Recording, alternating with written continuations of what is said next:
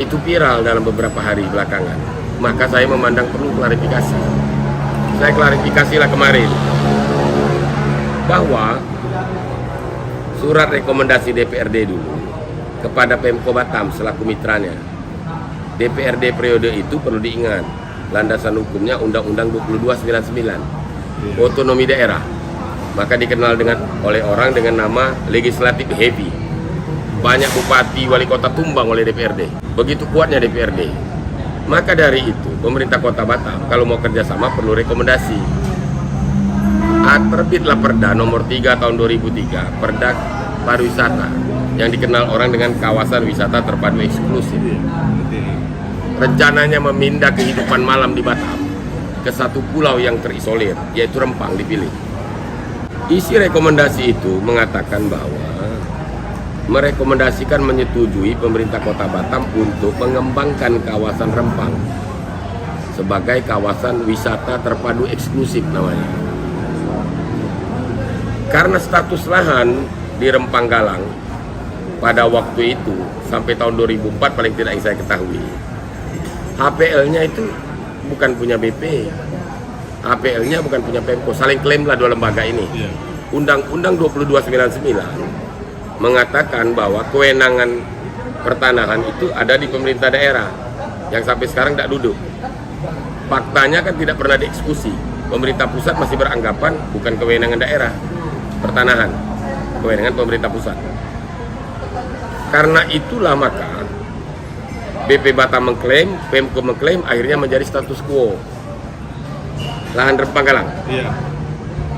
Nah, karena dia status quo, maka kita lakukan MOU antara BP Batam dengan Pemko supaya tidak saling rebut antara Pemko dan BP saling klaim.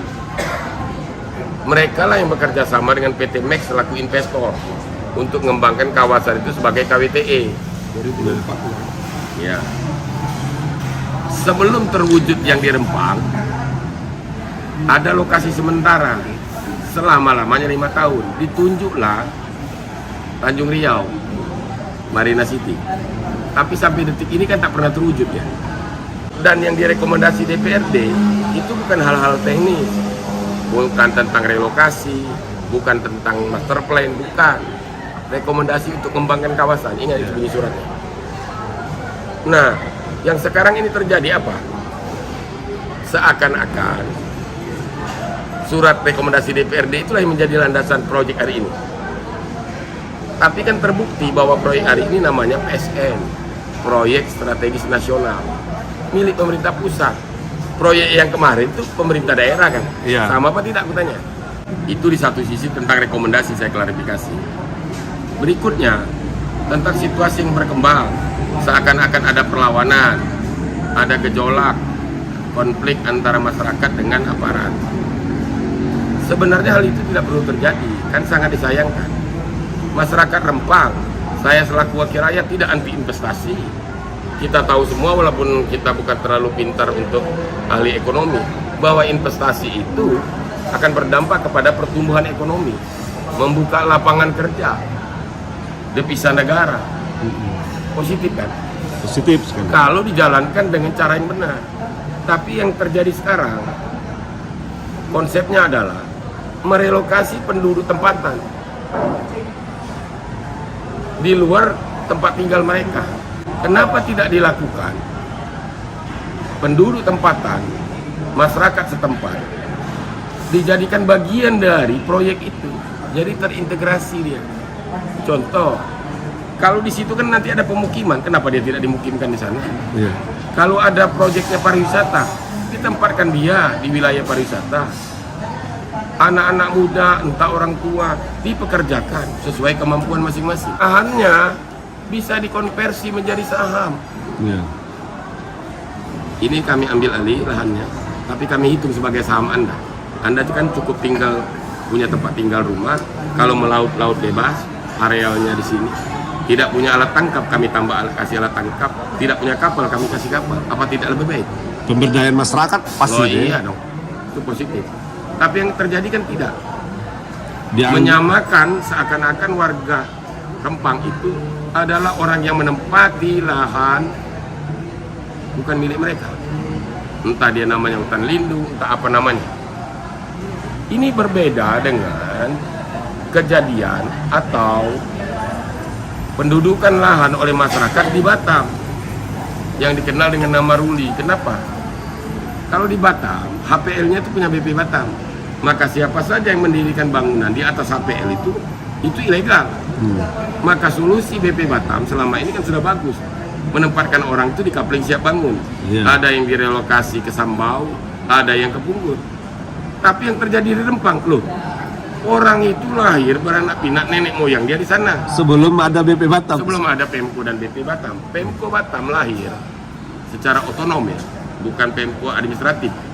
Tahun 2000. Tahun 2000, Undang-Undang 53. Sebelum itu dia hanya kota administratif, mengurusi kependudukan. Maka orang Rempang itu secara administrasi kependudukan ngikut ke Kabupaten Kepulauan Riau. Iya. Induk Provinsi Kepri ini sekarang. Iya. Bisa dicek kan dengan data kependudukannya. Artinya mereka sudah ada dari dulu. Loh, kok tahu-tahu karena ada penetapan itu hutan lindung yang ditetapkan oleh negara, oleh pemerintah, mereka menjadi tidak legal tinggal di sana. Adil enggak itu?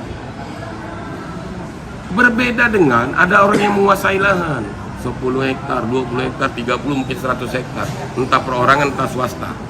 Silakan Anda gusur. Kalau melanggar undang-undang silakan Anda tindak. Yang ini kan rumah dia.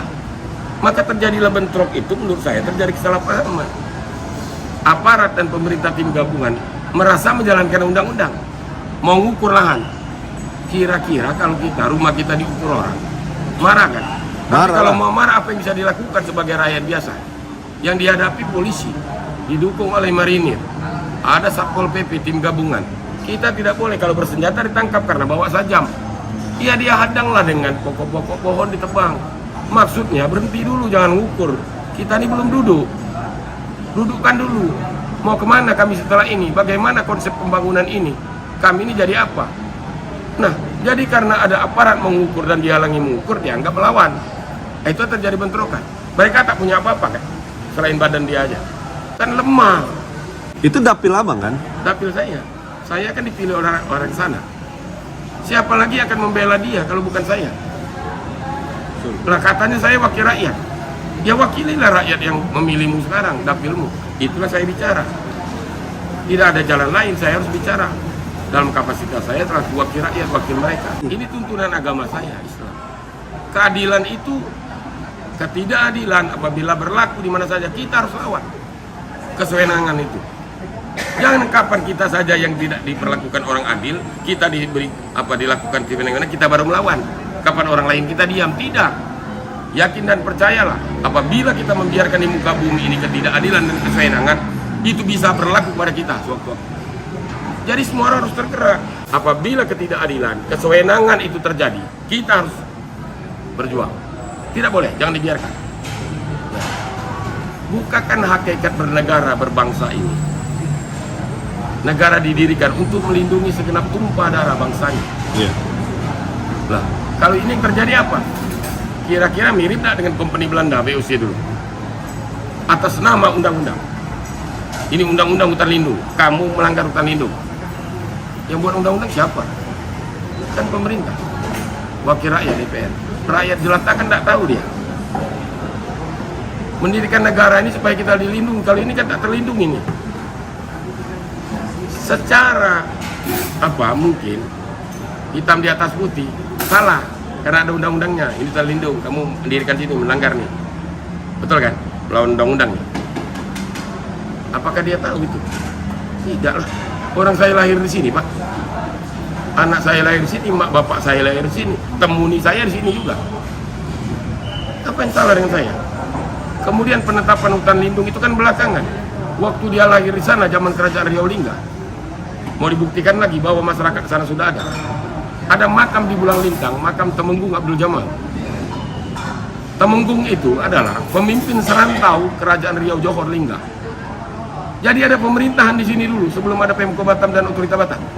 Ada rakyat di sana. Maka ada Nong Isa. Dia memimpin kawasan sana. Maka dikenal Batam itu artinya batu Batam dulu. Di sini ada pabrik bata zaman Belanda. Iya. Tahun 18-an. Nah, Artinya belum ada Indonesia, mereka Artinya sudah ada ada. pemerintahan, Ya. ada manusia di sini, ada rakyatnya. Itulah yang beranak pinak di Rempang. Berbeda dengan penggarap tadi. Maka perlakuan harus berbeda. Ini rumah kami, kok kami diusir atas nama investasi. Itu yang dipermasalahkan, dan itu yang saya bela. Iya. Saya bukan membela penggarap. Harusnya mereka tadi konsep yang saya tawarkan, mereka dijadikan bagian integrate dari proyek itu. Kalau untuk pariwisata, rumahnya kita buat cantik sehingga rumah nelayan di pinggir pantai. Kalau dia mau cari makan, kita kasih kapal, alat tangkap, segala macam bisa diberdayakan. Pak Habibie sengaja membangun jembatan itu memang untuk investasi ini. Tapi lama terbengkalai Rempang Galang karena status quo itu. Jadi tidak anti investasi kita. Cuman janganlah investasi tadi malah menyengsarakan rakyat, meminggirkan rakyat. Jadi penonton ini rumah sendiri, di tanah kelahiran sendiri. Apa itu tujuan berbangsa bernegara? Itu yang saya pertanyakan. Nah, kita kan juga melihat bagaimana masyarakat Melayu di daerah-daerah juga sudah mulai bersuara. Bagaimana Bang melihat ini? Ya memang harus. Mereka akan memperjuangkan hak. Maka menurut saya Kalimantan, Riau, Jakarta. Iya, makanya menurut saya jangan sampai ini menjadi seakan-akan ada konflik, seakan-akan ada anggapan bahwa ada peminggiran suku Melayu. Kan berbahaya kita berbangsa bernegara seperti itu. Tidak dilokalisirlah cepat masalah ini. Masalah ini hanya di Rempang. Ada investasi mau masuk, selesaikanlah secara bijak. Tadi saya menawarkan ada program integrate penduduk dengan proyek itu. Mereka bagian dari proyek itu. Jangan dibawa isu kepada kesukuan. Kita ini sebagian besar Melayu, jangan salah. Kalau ini terjadi kan ini perpecahan ini atas nama investasi. Ini yang harus didialogkan, didudukkan. Ini investasi masuk sekian, yang mau dibuat sekian, master plan-nya sekian. Bicarakan, kalau tidak bicara dengan orang Rempang yang banyak, bicara dengan wakil-wakilnya, kan ada wakilnya di DPRD Batam ini atau di DPRD provinsi. Mas, itu tidak pernah menggunakan surat yang lama untuk KWTI itu. Jadi sebagai wakil rakyat yang Abang di situ menjadi dapil Abang, DPRD provinsi tidak pernah diajak komunikasi? Tidak, karena mereka menganggap satu, ini wilayah Batam, BP Batam, organ pemerintah pusat, BLU Kementerian Keuangan. Kedua, jangan sampai masyarakat tidak tahu. Ini ditetapkan sebagai proyek strategis nasional. Jadi kewenangan penuh pemerintah pusat, bukan pemerintah daerah. Beda kan? Artinya mereka beranggap barang sudah selesai. Ya. Tapi saya ragu informasi yang diterima pemerintah pusat itu tidak utuh. Contoh soal ganti rugi ke lokasi. Itu kan menyamakan bahwa itu ruli ya. Iya. Perlu diganti rugi, perlu relokasi, dikasih 200 harusnya bersyukur dong. Ya. Apalagi 500. Yang di sana aja Kapling siap bangun cuma 10 kali 6. Bukan itu kan masalahnya. Ini yang menurut saya Presiden Jokowi atau siapapun pemangku kepentingan yang berkaitan ini, lihat masalah secara jelas. Itu bukan ruli. Jadi jangan mengatakan atas nama hukum positif bahwa itu hutan lindung, kamu ada di sini, kamu tinggal di hutan lindung. Pertanyaannya, kapan penetapan hutan lindung? Sebelum orang itu lahir, apa sekarang? Kita tidak tahu kan pas lahir dulu. Kan hukum pertanahan, hukum agraria, siapa yang mendiami tanah, menggarap tanah, ya, berturut-turut tanpa henti di wilayah itu. Sejak awal kita lahir dulu. Iya. Anggap saja waktu dijajah Belanda dulu. Iya. Itu udah milik dia kan? Iya. Jadi pemerintah hadir untuk menertibkan itu, maka lahirlah hukum agraria. Mau punya hak milik, urus sertifikat ya, supaya tidak tumpang tindih. Boleh lah. Tapi apakah kita sudah melakukan pekerjaan itu dengan benar selaku pemerintah? Apa karena pernahkah kita jemput bola? Kamu belum punya sertifikat, akan dibuatkan BPN. Jangankan sertifikat, buat KTP saja kalau Anda datang ke kantor di Dukcapil atau kantor camat, tidak punya KTP Anda. Padahal status kependudukan itu kewajiban pemerintah. Anda orang Indonesia ya, harus punya kartu loh. Dibuatkan jemput bola. Ini ada orang tidak punya KTP. Waktu mau pemilu Anda tidak bisa milih, tidak punya KTP itu. Inilah yang masih terjadi di 78 tahun Indonesia merdeka. Mau sampai kapan ini? Itu kan tak berdaya orang itu. Kapan pagi dia melaut, kadang angin dia tidak itu, kadang 3 bulan dia tidak melaut. Yang dapat yang hari ini untuk hidup 2 minggu. Kok disibukkan dengan urusan seperti ini, ada yang buta huruf masih, ada yang tidak sekolah. Kita dong selaku aparatur yang jemput bola. Itu yang harus ada. Nah sekarang kan dibenturkan dengan itu. Kamu mendiami tanah negara dan ini hutan lindung, maka kamu melanggar undang-undang. Nah kan terkejut lah. Saya Pak, ada yang sudah 100 tahun. Buyut saya di sini Pak, nenek moyang saya lahir di sini. Kok semua disamakan, mau digusur ya? Gara-gara nggak tahu undang-undang, sudah ditetapkan orang ini hutan lindung. Loh dulu waktu saya lahir dulu, ini Tuhan ngasihnya nih. Saya kalau boleh milih saya nak lahir Singapura aja. Jadi lahir Rempang. terakhir mungkin Bang, saran Abang. Saran saya karena penyelesaian masalah Rempang ini tidak ada jalan lain. Dan itu sudah diakomodir oleh Pancasila dan butir-butir Pancasila. Musyawarah, bermusyawarah, dialog. Kok selalu mengatakan hidup di negeri Pancasila, tapi waktu prakteknya tak lakukan. Itu Pancasila itu kan hasil ambil dari intisari, dari apa yang terjadi, apa yang hidup, budaya yang hidup di tengah masyarakat Indonesia. Bergotong royong, musyawarah mufakat. Ambillah sekarang. Jangan gara-gara investasi jadi bodoh gini. Ya, kita musyawarah. Ini mau dibangun, kalau ini dibangun, dipisah naik sekian, nampung tenaga kerja sekian, ngomong baik-baik lah. Terus masyarakatnya? Ya masyarakatnya tahu, kamu tidak perlu pindah, tapi rumah ini tak cocok lagi, akan dibuat desainnya seperti ini. Tanahnya diukur, panggil BPN, kamu punya lahan sekian, yang ini tidak diakui karena kamu tidak punya apa misalnya. Kan bisa didudukkan nih, yang ini diakui sebagai saham, maka kamu sampai anak cucu hidup sini. Kan begitu. Kenapa tidak ditiru? Seperti di Dubai, kamu jangan masuk kota, karena kota ini seluruh orang masuk sini, segala orang jenis bangsa dan negara masuk. Kamu di sana, tapi kamu akan dijamin kehidupanmu, sekolah gratis, berobat gratis, dikasih tanah 2 hektar, dikasih kebun kurma, dibangunkan rumah, dapat beasiswa. Maulah dia, mana ada dia main-main ke diskotik yang sana. Ini kan bisa. Rumah kamu di tepi pantai dibuat cantik supaya nanti orang bule, turis mancanegara datang, hidup dalam suasana kemelayuan, makan masakan Melayu, ada tarian Melayu, ada istiadat, semalam di bumi Melayu. Apa tidak sedap menjual itu? Promosi wisata. Kenapa tidak bisa dibuat? Kan bisa. Katanya 100 triliun lebih. Nah, bahwa kita memberikan pelayanan yang baik kepada investor, ya perlulah. Investor juga perlu jaminan hukum. Kalau saya bawa uang ke Indonesia ini Pak, ada jaminan enggak? Karena banyak orang, makanya banyak tidak membawa uang investor ke Indonesia. Ngurus suratnya lama. Sudah bawa duit sini, tahu-tahu di demo dan jadi investasi. Nah, investor ini tidak mau seperti itu. Saya paham apa yang diinginkan oleh pemerintahan Jokowi. Maka statementnya mengatakan siapa saja yang menghambat investasi, kita sikat. Setuju saya. Tapi siapa? Kalau rakyat itu bukan menghambat. Dia tidak menghambat. Yang menghambat itu ada oknum-oknum tertentu. Ngurus surat lama, lempar sana, lempar sini, duit sudah dibawa. Sesudah itu dicari salahnya, tidak punya izin ini, kurang AMDAL, kurang anak. Sementara brokernya mengatakan gampang Pak, ini sudah beres nih. Tahu-tahu, jangankan AMDAL, IMB aja tak punya.